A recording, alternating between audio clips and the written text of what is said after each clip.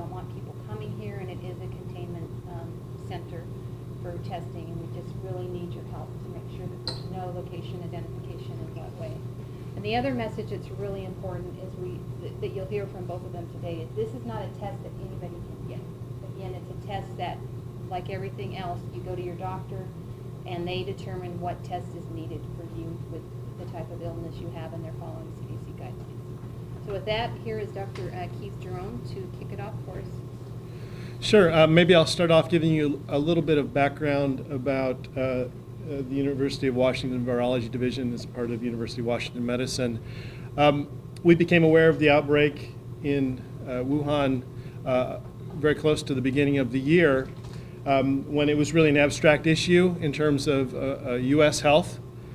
And we decided at that point that we should begin preparation to have an assay available within the University of Washington system in the unlikely event that this virus came to the United States. And at the time, we did consider that an unlikely event. Nevertheless, we began test development at that time, which progressed through the month of January and February. The test was initially rolled out on a research basis because testing was centralized at the time at the Centers for Disease Control and later at state public health labs.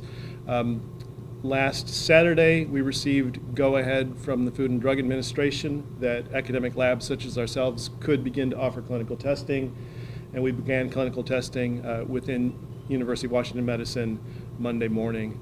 The test is currently being run on a daily basis. The laboratory is now operating 24 hours a day with an approximate throughput of 1,000 samples per day. That is currently adequate to meet the demand, and we have plans to ramp that up to levels substantially beyond that should the demand require it. I want to introduce Alex Greninger, who actually led the team who developed this together with Dr. Arun Nalla within our group. And Alex can make a brief statement about the assay, and then we're happy to answer questions. So the current assay we're using is the World Health Organization RT-PCR assay for detection of the COVID-19 virus, SARS coronavirus 2, to detect the RNA. It uses two targets to detect two different genes of the virus. Like Keith said, we're running tests daily here and with quite a high throughput, and we look forward to be able to contribute to control of this virus in this community. I would like to make a point before we take questions that the University of Washington Virology program has a long history of developing tests within our program. These are called laboratory developed tests. They've been a critical part of patient care for over 20 years. In fact, our program developed some of the very earliest PCR-based tests for viruses like herpes viruses, cytomegalovirus, and many others that you may have heard of. Developing this test is nothing new for us, and we were very grateful when the change in policy from FDA allowed us to contribute our expertise to the management of this outbreak. You mentioned that you can meet the demand right now, and if the demand increases, you can ramp up. What is the demand? We've run about 200 samples, I think, in the first per day, the first couple of days. It seems to be growing. Remember, we've only announced the availability of our test recently, and clearly we don't know the trajectory of the outbreak right now in the local area, but we do expect demand to increase. Didn't you anticipate that 1,000 tests a day would be a reality? It's hard to predict the future course, but that could certainly happen within days, I think, and we're working very hard on our top priority, which is increasing our potential throughput in the lab. Can you be clear about the specimens when you say we can do 1,000 a day? Is it the same protocol as the lab in Shoreline, where 2 specimens per person? So if we're saying 1,000 tests conducted, we're talking 500 people? Alex can talk about the specimen requirements probably more detail than I can, but I will say that we want to move toward a single swab requirement from patients just to conserve reagents for the overall outbreak. So right now we're taking nasopharyngeal NP swabs as well as oropharyngeal swabs. The nasopharyngeal swabs are probably the easiest to collect. We're actively working on development for sputum and BAL, which we should have soon for lower respiratory tract infections. But I've been in close contact with colleagues at the University of Nebraska Medical Center and Stanford University as well, who are performing testing and are looking at tests, and those are the best. Those have been consensus the best specimens to test so far. We've heard from people that feel that they're exhibiting symptoms but feel frustrated that they don't have access to tests or don't need the burdens of testing.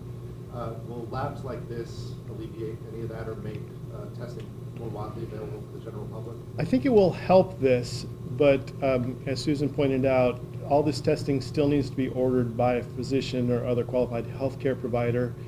And really, much of the purpose for that is to be sure that the testing that's available does go to those who most need it. I know everyone would like to know, do I have the virus right now? There's simply not the capacity anywhere to do that kind of testing. But we do hope to meet all the need for people who are sick as they enter into the healthcare system. Follow up to that, I don't know if this is within your ability to speak to, but can you talk to the burden of testing and if you see that widening perhaps and maybe the test becoming available to more people? We're working with laboratories around the country to try to help them get their own tests up. I've been on the phone, Alex has as well, with colleagues. We are at the forefront here, and we do have a validated test that's available, so people are looking to us for help.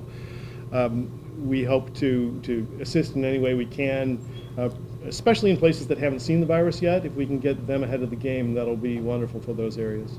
I'd also like to say that FDA regulation as well as CDC criteria have been actively changing over the last week. It's a very dynamic situation. I was actually going to ask about it because just today CDC announced that those who qualify for testing, that has been loosened quite a bit. Yes. It's more up to the doctor now than it was in the past. What are your guys, just in the realm of this, what are your guys' thoughts on those loosened restrictions and how it relates to your research? Well, I think it's great. I mean, it's useful not only from a research point of view, but simply the care of patients right now. That is, folks come in with lower respiratory symptoms and see a healthcare provider, that decision's made that testing is warranted, and now that can be freely done on the expertise of that healthcare provider. And that's where we need to go, not an abstract list of criteria. I think, as Alex said, this is a dynamic situation. Things are changing, and it's been wonderful that the regulatory agencies have shown great flexibility to change things as the epidemic moves along. But also to that, one thing that I've sort of struggled to understand is why those federal agencies would keep it restricted to begin with. I mean, you mentioned, trying to make sure the people who need it are getting the available tests, but why would you restrict it in the first place? Why is that helpful in this process? Well, I think that they restricted it in the first place because there was limiting testing capacity.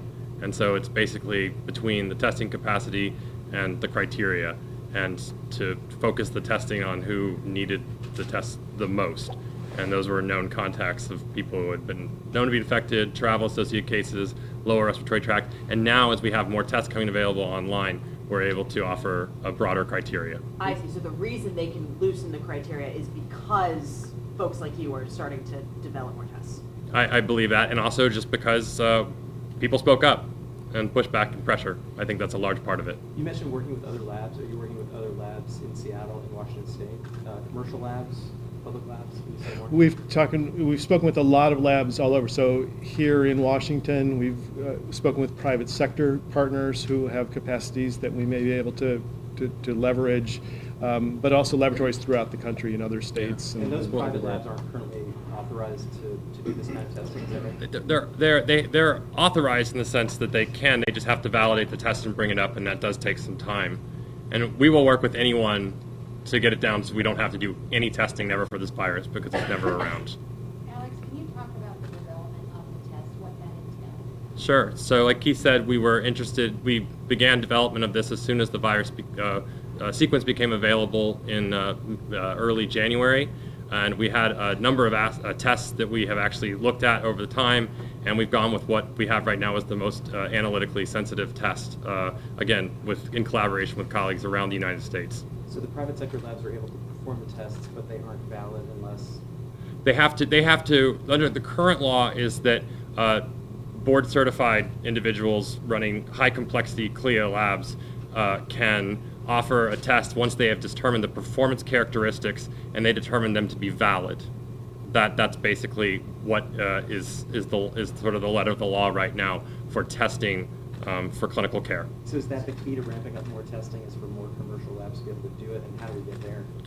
Well, I think one thing is not everywhere, like Keith said, this is something we have a long history of doing, of making our own tests. There's actually legislation right now coming up in Washington called the VALID Act that sort of goes around this from the FDA, looking at laboratory developed tests.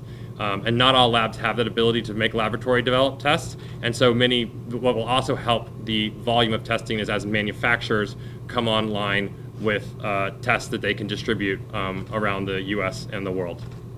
Is it fair to say that because you started researching that you're able to start testing sooner had you not done that? Absolutely. Yeah.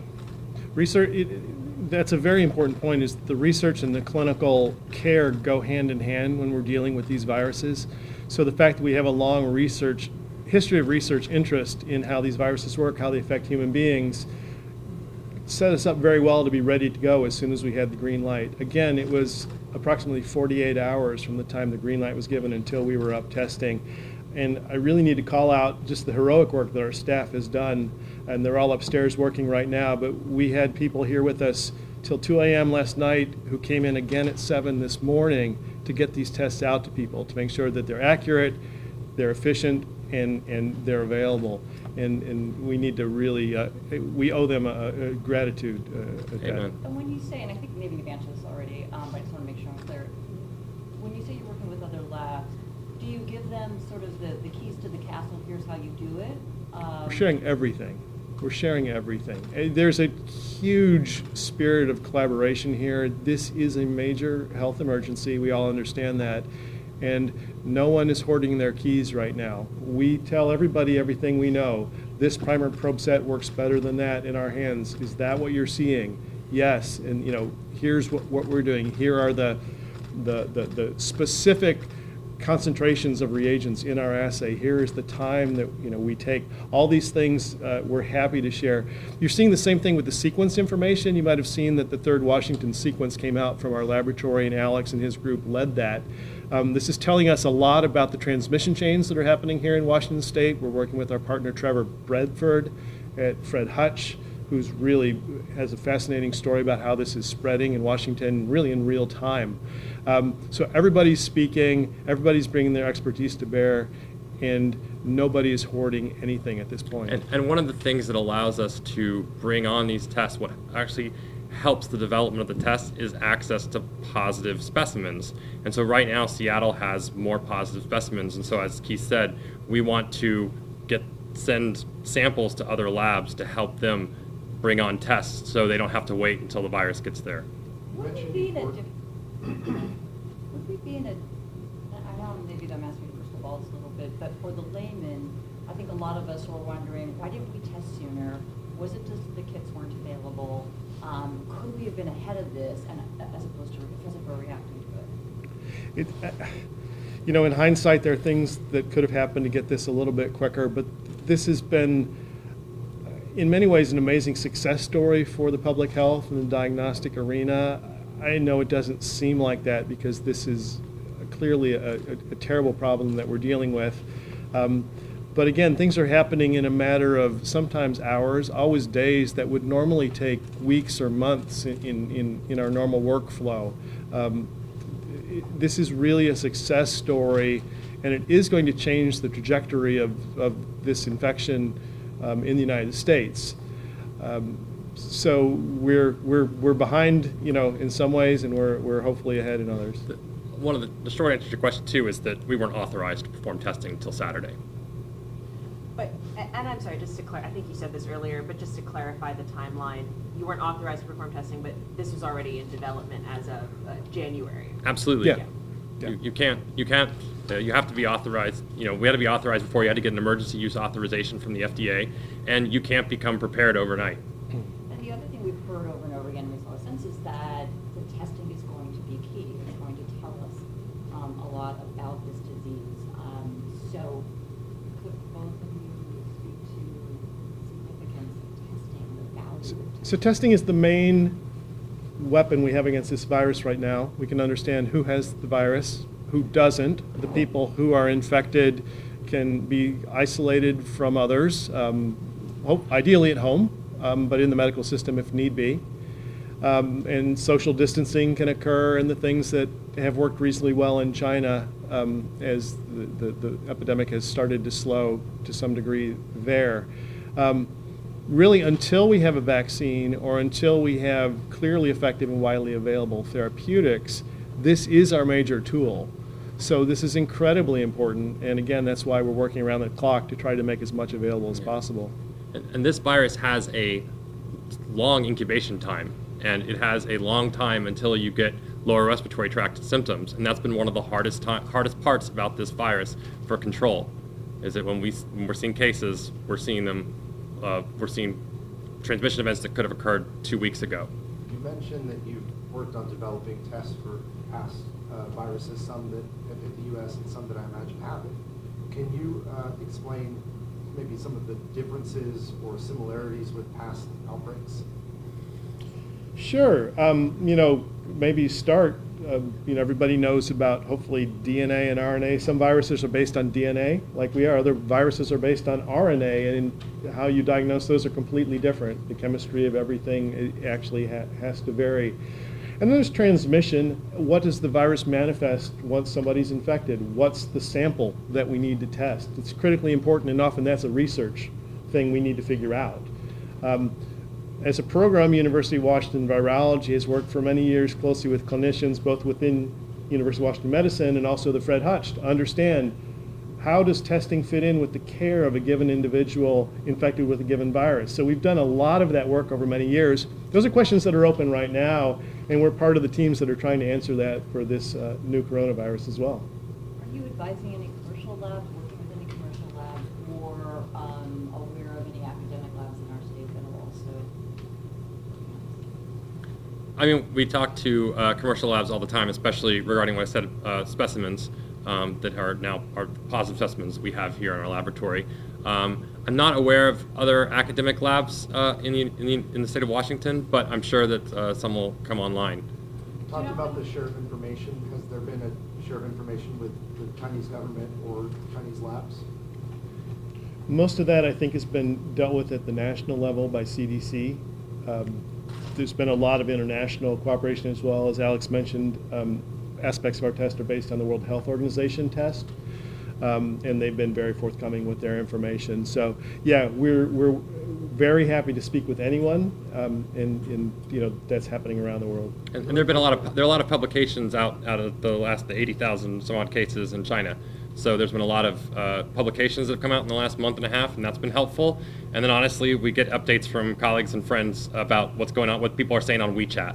And then your take on how this is perhaps comparable to other outbreaks? I think this one is extremely difficult. It's it's a respiratory pathogen with the incubation times that we talked about, and it has it seems to cause significant disease. Every virus is a little different, but this is one of the most challenging ones certainly I've seen in my lifetime. You mentioned that you got approval from this a few days ago. What's unique about your testing compared to some of the others that have been done that it did require approval? What's the most unique thing? So, all testing requires at some point approval by a regulatory agency.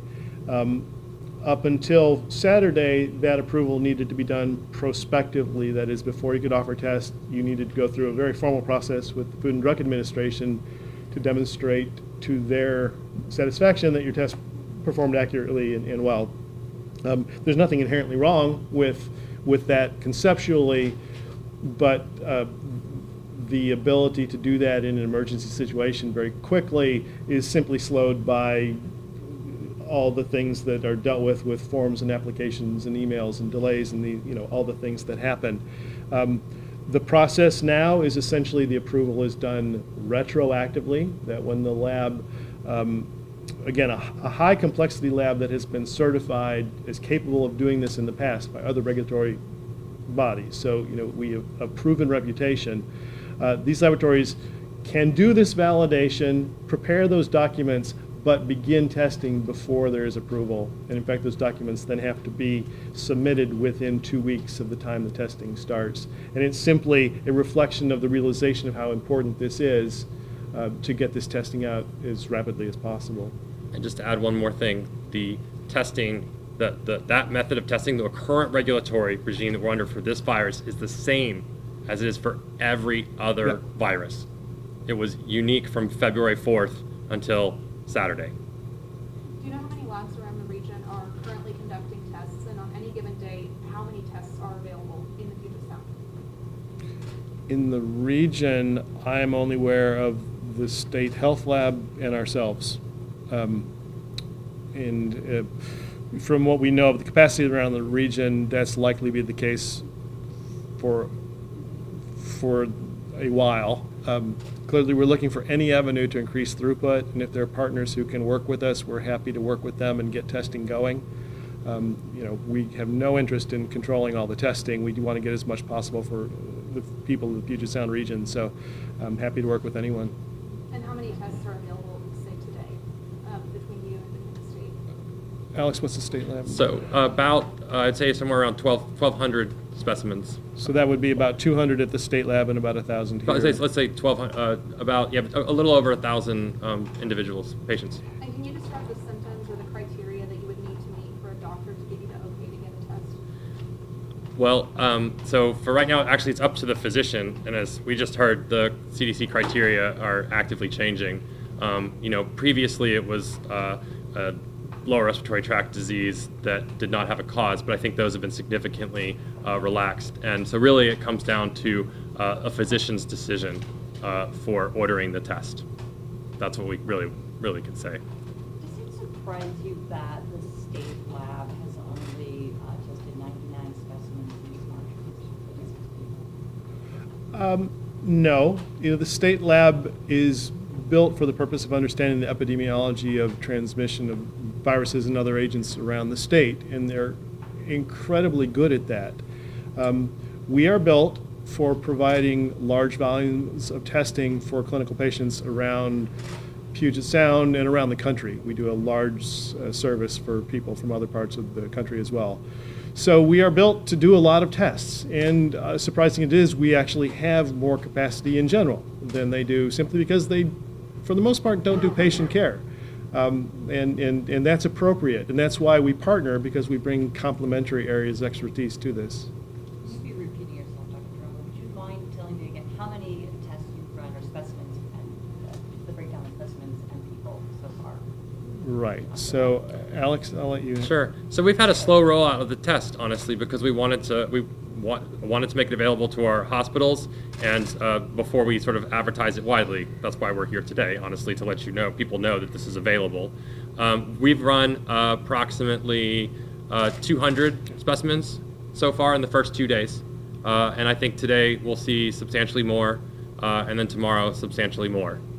So we're not anywhere near our capacity right now, and we are working actively to expand our capacity. How long does it take to get test results? So our goal is an 8-hour turnaround time. In the first 2 days is Monday and Tuesday. Can you talk about the different sequences that you talked about and testing? How many sequences are now here in Washington? I'm aware of 3 that have been deposited into the banks. We are currently sequencing multiple viruses that we've detected in our laboratory, and we have a pretty good workflow for that Alex developed along with Dr. Pavitra Rajchowdhury in our group. Yeah. And those should be available possibly by the end of the day today. And those will be analyzed again by our colleagues, Dr. Bedford and others at Fred Hutch. Yeah. So we've been sequencing excess respiratory virus genomes for the last 4 to 5 years here in the laboratory to understand transmission of viruses throughout the community as well. So it's something we've been working on for a long time, and now right now it's getting a lot more attention. And just to be clear, you said that you guys have done 200 so far just since Monday. The state lab, I believe the number was in the 90 range. So already you have outpaced the state lab in terms of specimens that you guys are seeing in the last few days. I can't confirm how many specimens the state lab has tested right now. So, if you're telling me that, then yes. Apologize if it's already been asked and answered, but of this 200, are you giving out any information on results? Not in this venue, for health, protected health information reasons. Do you have a sense of how quickly this virus is changing as it spreads and goes through different people? So, coronaviruses have very large RNA genomes. Again, please? Coronaviruses have very large RNA genomes. They're so large that they actually have to limit their evolution. And so this virus is changing, but thankfully, from a diagnostic standpoint, it has only recently emerged in humans.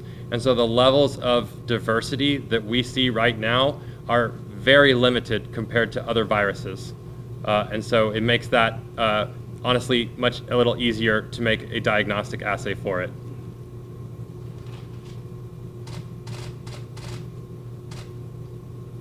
Anything else you guys want to add or say that we can? I just want to thank colleagues at the University of Nebraska, Jana Broadhurst down at Stanford, Ben Penske for talking with me a lot, Kirsten St. George at Wadsworth, New York Health, as well as, honestly, working closely with the FDA and the CDC in the last few weeks. They've actually been very responsive, and though we've kind of gotten a late start to dealing with this virus, they've updated their regulations and their thoughts over time, and that's a real strength. And the governor's asked, I'm sorry. Go ahead. Well, I'd like to make 2 points. First of all, I want to thank everyone in this laboratory staff who's worked really tirelessly to make this possible, and I can't stress to you how much this has been accelerated over the usual development of a test. It's really a heroic effort on many, many people's parts, and we get to sit up here and sort of take the credit for that, but it is really a group of 60 people upstairs doing this work even as we speak. The second point I'd like to make is that we're talking a lot about potential volumes, and I'll say, we're talking about 1,000, and we've been looking at how we can get to do that. And in speaking with University of Washington Medicine leadership, they asked me what I thought we could do. And I said, with some effort, we might get as high as 4,000 to 5,000 a day. And to their credit, I was told by the highest levels of leadership within University of Washington Medicine that whatever resources we need will be available to push that to everything we can do. So I'm really grateful for that the University of Washington and University of Washington Medicine is really behind this in our efforts. And that support really means a lot because we want to do everything we can to stem the tide here.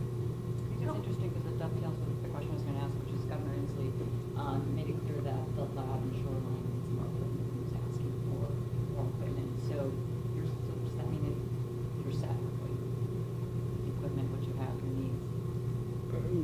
We can make use of more, absolutely. There is additional funding working its way through the United States government at the federal level right now. State support is incredibly welcome, and there have been feelers coming out from the governor's office and so forth. And then obviously anything we can do to help the state lab expand their capacity as well, we stand ready to do, to return the favor of all the help they've given us. And Seattle and the West Coast are the front lines for this virus, so we are what we can do to protect the rest of the United States. I'm just curious.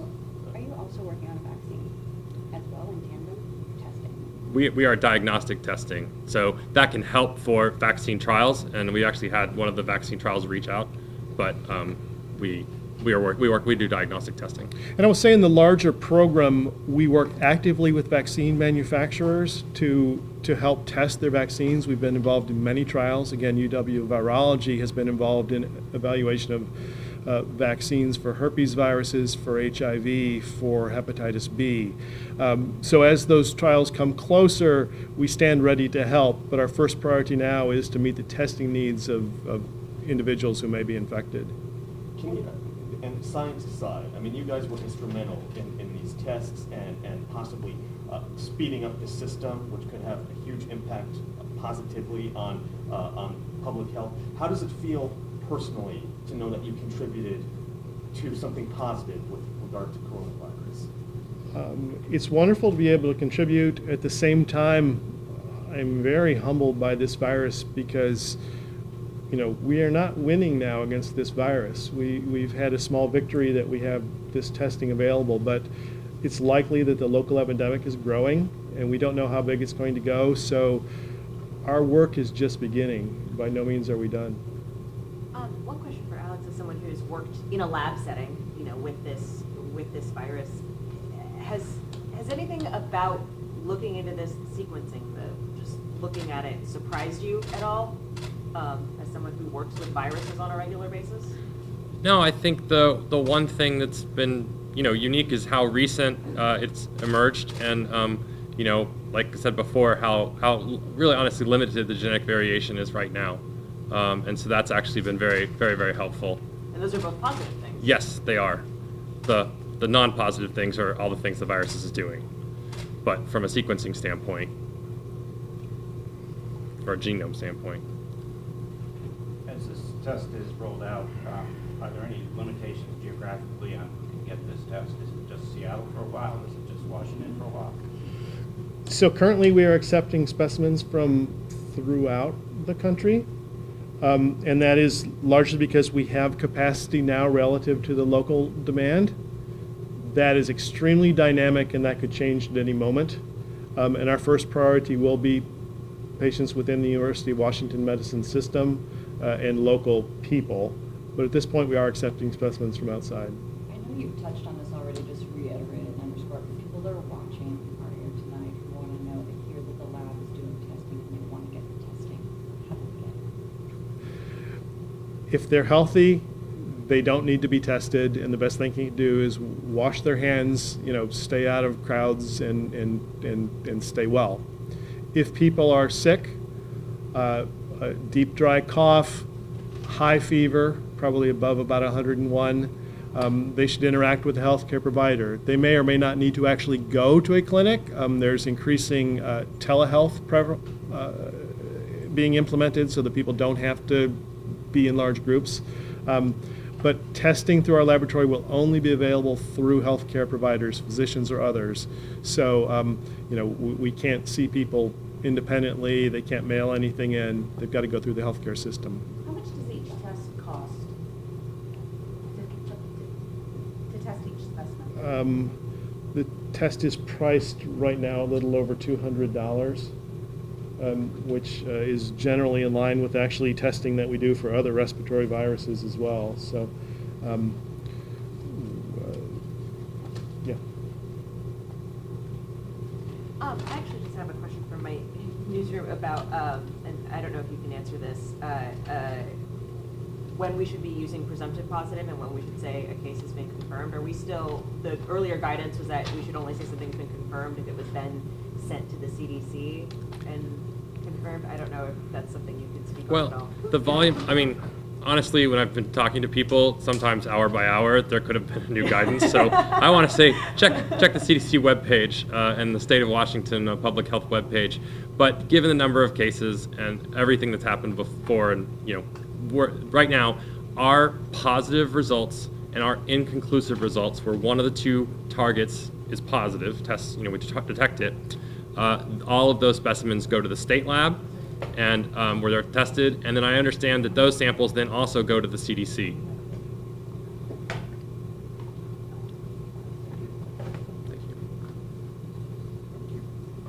Thank you very much. All right, great, thank you. Just one thing, Keith Jerome for your leadership. Let me sneak in one more. Sure. Any unique logistic concerns with transporting, storing these samples? No, they actually go through a typical system that we have set up. That said, everything about the system is stressed. There are more samples than we're used to doing. We're bringing in all the couriers, all the cars. People are driving continually. That part of the system has to work as well. We can have, as many tests as we want upstairs. If the samples can't get here, it doesn't work. So we're on top of all of that. And you can check the University of Washington Department of Laboratory Medicine's online test guide for guidance on specimen criteria. These specimens, we've been testing some of our early